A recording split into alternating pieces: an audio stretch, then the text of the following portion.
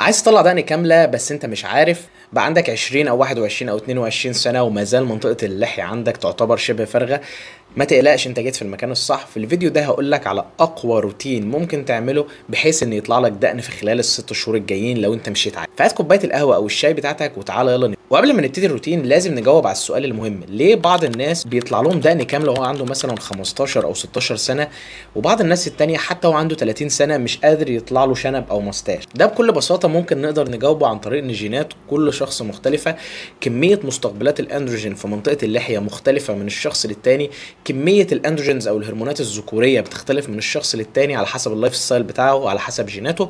فعشان كده مش كل الناس بتقدر او مش كل الرجاله بتقدر تطلع دقن زي بعض، وبرضه العرق بيلعب دور في الموضوع. فبنلاحظ مثلا ان في بعض الناس في دول معينه بيكون عندهم كثافه الدقن اعلى من مناطق تانية، زي مثلا الناس اللي في الشرق الاوسط او العرب عموما كثافه دقنهم بتكون اعلى مقارنه بالناس الاسيويه او كده. ده غير برضه ان الثقافه بتلعب دور مهم جدا في الموضوع. فمثلا عند العرب او المسلمين فاللحيه هي رمز مثلا للرجوله او الالتزام الديني او السنه، او حتى بيبقى شكلها كويس. انما مثلا عند بعض الثقافات زي الاسيويين او الكوريين فهم بيشوفوا ان اللحيه هي حاجه انهيجينيك او حاجه بتدل على عدم النظافه الشخصيه. الروتين بتاعنا بقى بينقسم الى اكتر من قسم. اول حاجه وهو الاساس بتاعنا وهو المينوكسيديل، سواء مينوكسيديل 5% او حبوب المينوكسيديل لو هي متوفره عندك. المينوكسيديل بيشتغل على منطقه الدقن بطريقه قويه جدا وبيحفز نمو شعر اللحيه، زي ما هو بيتم استخدامه لعلاج الصلع الوراثي او نمو شعر الراس. انت ممكن تستخدم المينوكسيديل 5% سواء بصيغه الفوم او الليكويد او الجل، وانا افضل ان انت تستخدمه يا اما فوم يا اما ليكويد، ما افضلش الجل لان هو بيعمل اريتيشن او بيعمل حكه في الوش زياده. ممكن تستخدمه مرتين في اليوم او مره، سواء انت بتستخدمه الصبح او الصبح وبالليل او بالليل بس، على حسب انت هتقدر تلتزم بايه اكتر حاجه. وانا من وجهه نظري لو انت لسه بادئ تستخدمه فانت ممكن تستخدمه مره واحده في اليوم بالليل. نتائج المينوكسيديل بتظهر بعد 3 ل 6 شهور من الاستخدام، بس بالحاجات اللي احنا هنضيفها مع المينوكسيديل فاضمن لك ان النتيجه هتكون اقوى واسرع. في هنا بس معلومه انت المفروض تعرفها: ان انت ممكن لو انت بدات تستخدم المينوكسيديل انه يسبب لك زياده في تساقط شعر اللحيه او شعر الراس، لان هو بيلعب في دوره نمو الشعر وبيخش بسرعه معينه سيستميك داخل جسم الانسان. فلو انت لاحظت زياده في تساقط الشعر فما تقلقش، دي حاجه طبيعيه جدا لان شعرك بيبتدي يخش في مرحله النمو. تاني حاجه معانا وهي الديرما رولر. الديرما رولر زي ما بنستخدمها للراس عشان نحفز من نتيجه المينوكسيديل، فبرضه احنا ممكن نستخدمها لنمو شعر اللحيه عن طريق ان هي بتحفز من نتيجه المينوكسيديل وبتحسن من امتصاصه، وفي نفس الوقت بتحفز انتاج الكولاجين، وبرضه بتزود الجروس فاكتورز او عوامل النمو اللي موجوده في منطقه اللحيه. الديرما رولر انصحك ان انت تستخدمها بمقاس نص، ما تزيدش عن كده، ما تستخدمهاش اكتر من مرتين لثلاث مرات ماكسيمم في الاسبوع، ولازم ان انت تعقمها قبل وبعد الاستخدام بكحول 70%.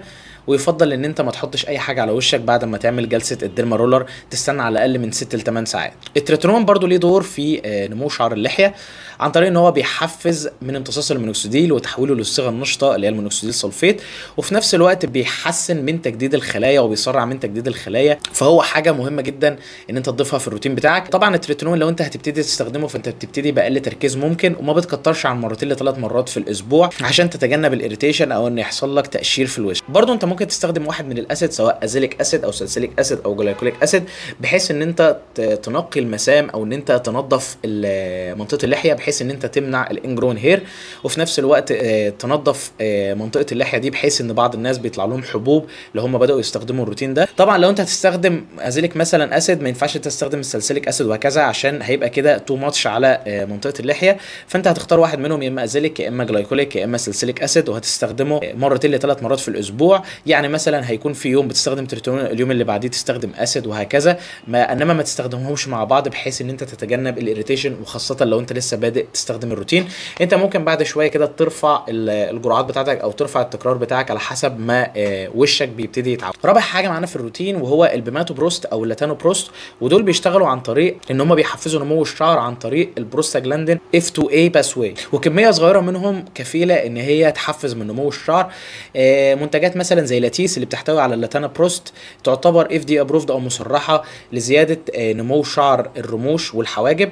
فحاجه زي البيماتوبروست او اللاتانابروست انت ممكن تضيفها في الروتين بتاعك وهتزود لك النتيجه بتاعتك. طبعا انت ممكن تستخدمها مرتين لثلاث مرات في الاسبوع. يفضل ان انت ما تزودش فيها في الاول لان هي ممكن تسبب اسمرار بسيط في الوش، وممكن برضو تسبب التهابات في الوش. فيفضل ان انت تبتدي كل حاجه بالتدريج، يعني لو مرتين ثلاث مرات في الاسبوع. ما ينفعش ان انت تستخدم كل الروتين ده يوميا. في برضو حاجه ممكن تضيفها وهو زيت الخروع، بس الفموي مش الموضعي. زيت الخروع الفموي بيشتغل برضو عن طريق ان هو بيرفع حاجه اسمها البروستاجلاندين اي 2، وده مركب مسؤول عن زياده نمو الشعر وادخاله في مرحله الاناجين. ليه هنا بقول زيت الخروع الفموي مش الموضعي؟ لان امتصاص زيت الخروع الفموي بيكون احسن بكتير من استخدامه بصوره موضعيه. فانت ممكن تستخدم نص معلقه من زيت الخروع يوميا قبل النوم، ده هيساعدك في زياده نمو الشعر. بس يفضل ان انت ما تكترش في الكميه، وان انت تبتدي بنص معلقه اللي هو 1 ل 2 ل 3 مللي بالكتير. ما تستخدمش مثلا 5 مللي 10 مللي، لان زيت الخروع بكميه كبيره ممكن يكون ملين فممكن يسبب لك اسهال. وبرده ما ننساش ان احنا محتاجين نستخدم في الروتين ده واقي شمس او سكين تونرز او مرطب للوش، بحيث ان احنا نتجنب الاريتيشن او ان يحصل لنا حاجه اسمها الفوتو سنسيتيفيتي، وخاصه من استخدام حاجه زي التريتينون. فلو انت مثلا خارج او كده فانت ممكن تستخدم سان سكرين يكون SPF 30 بصوره يوميه. وبرده ان انت تستخدم فيس تونر، وزي مثلا الفيس تونر بتاع سيرافي تستخدمه بالليل قبل النوم، بحيث ان هو يرطب منطقه الوش وبحيث ان هو ما يسببلكش التهابات. فاحنا لو قلنا مثلا الروتين بتاعك هيكون عامل ازاي، الروتين بتاعك ان انت هتستخدم حاجات بصوره يوميه. ده اللي هيكون عندك المينوكسيديل، وهيكون برضو زيت الخروع، وهيكون برضو المرطب او الفيس تونر بالليل. في حاجات هتبدل ما بينهم في الاسبوع، يعني مثلا ده 3 ايام وده 3 ايام وتريح. زي مثلا التريتينون هتستخدمه مرتين لثلاث مرات في الاسبوع، تبتدي باقل تركيز ممكن. وفي اليوم اللي بعديه تبتدي تستخدم الازيليك اسيد او السلسليك اسيد او الجلايكوليك اسيد بالتبادل مع بعض. في برضو حاجه هتستخدمها من مرتين لثلاث مرات في الاسبوع، وهو البيماتوبروست او اللاتانوبروست، اللي هي الادويه اللي اساسا بتستخدم للعين بس لها خصائص محفزه لنمو الدقن. دي هتستخدمها مرتين لثلاث مرات في الاسبوع بالليل. روتين زي ده اتوقع ان انت في خلال 3 ل 6 شهور ان انت هتلاقي نتيجه قويه جدا. وانا هسيب لكم تحت في الديسكربشن برضو PDF صغير كده عن الروتين، بحيث لو انت عايز ان انت تمشي عليه. ولو حد فيكم جرب الروتين ده وعايز يبعت لي النتيجه بتاعته، ممكن تبعتها لي على جروب الفيسبوك، او ممكن تبعتها لي على الانستجرام او الواتساب، وممكن ان انا انشر التجربه بتاعتكم مع الروتين ده. بس كده اتمنى الفيديو يكون عجبك. لو عندك استفسار سيبه تحت في الكومنتات، ولو حابب استشاره او متابعه الكترونيه فهتلاقي اللينك في الديسكربشن. وبس كده، واشوفكم في الفيديوهات الجايه.